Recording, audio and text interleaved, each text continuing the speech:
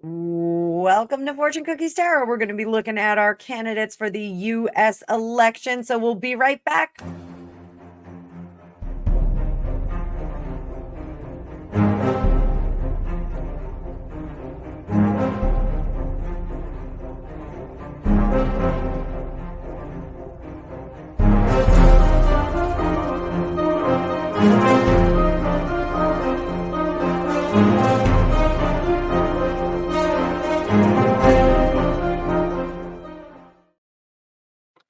Welcome back, Tarot fam. So, quick bite. We have memberships down below. You can join down below. We're going to have exclusive emojis for you guys, all kinds of fun stuff, priority commenting. And in the second level, we've got some membership videos, that kind of stuff. I'm going to get better at this. I'm going to add more levels to it. So I'm brand new to it. So thank you, those of you that have joined. We did have a subscriber bloom. So thank you so much for everyone who's brand new. And if this is your first time seeing me, I'm Annabelle. I'm a tarot practitioner for over 35 years. We're going to talk about politics in this one. So 20% off for my private 1-hour readings down below. Also, there's a link you can book your appointment. I also have a discounted Lenormand course for the remainder of August if you want to get in on that. And I do have a Tarot 101 class coming up in September. And right now, you can take the 3-day free class and get yourself all sorted out for that. So hope to see some of you there. But in the meantime, like, share, and subscribe. We are going to talk about all 4 candidates: president, vice president. And we're going to start with the 2 guys that I know the least about, JD Vance and Tim Walz. So strike that, reverse that. We're going to do Tim Walz first. So I don't know anything about the 2 vice president candidates. I don't know if I like either of them. They both are, a little off for me. I know that Tim Walz was described as cuddly, and he's a football coach, and football coach does not appeal to me. Like, I don't get it. They're both veterans of some sort. And I say that there's all kinds of disputes about their military service right now. They're saying Vance was a pencil pusher. They're saying Walz enhanced his rank and didn't get his rank, and there's all kinds of hubbub about it. But let's just look at how they are as people, and if they're going to be good leaders, we're going to step to the table with a very clean mind. We're going to get 4 videos out of this. I hope you enjoy it. Hit like, share, and subscribe, and comment down below. Tell me what your feelings are. This is open discussion. I'm not going to delete your comments, and my moderators are going to delete your comments. We're all going to have a talk, and that was a sloppy shuffle for you guys. This is the home of the sloppy shuffle. So let's talk about JD Vance in just a second when I pick up my cards. I picked up my cards and I'm correcting myself. We're going to talk about Tim Walz. So I'm all over the place. I hope I have all my cards. So Tim Walz, Minnesota. And we are going to see what kind of dude he is. Pull up that card view. Again, thanks for being here. What kind of dude is Tim Walz? Let's start with a little Celtic cross. Queen of Wands. Knight of Swords. He's a big talker, not a big doer. 6 of Swords on the bottom.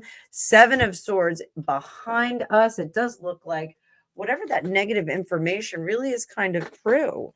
The negative things that people are saying about him are in fact true.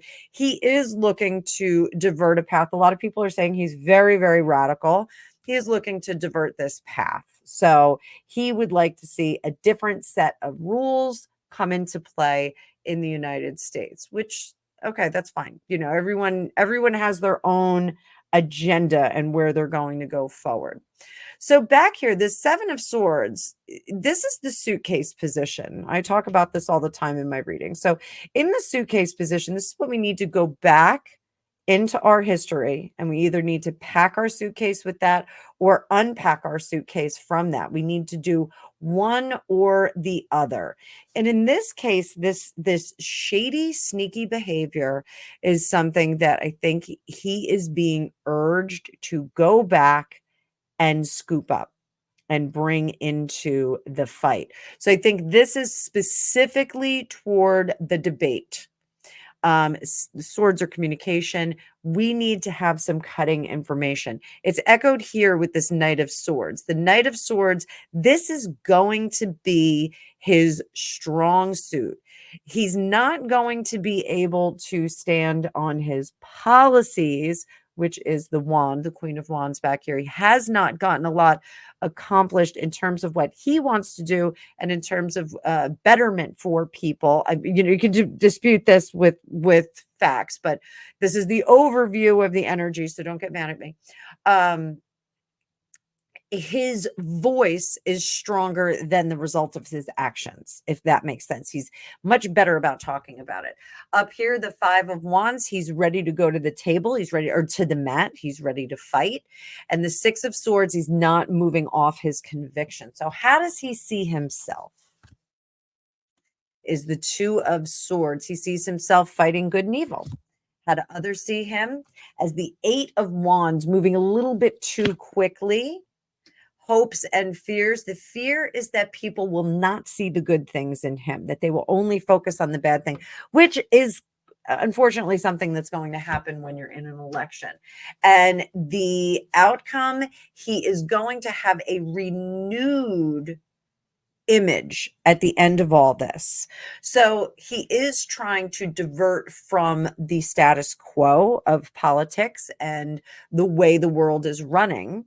But at the end of this, we're going to see a whole new foundational beginning for him. So I think people are going to see him very, very differently from the beginning of the campaign. So what is the advice for him? What is his best advice for moving forward successfully in this campaign at the convention? We have the convention coming up this week, the Democratic Convention. I have to make some time to go pay attention to that.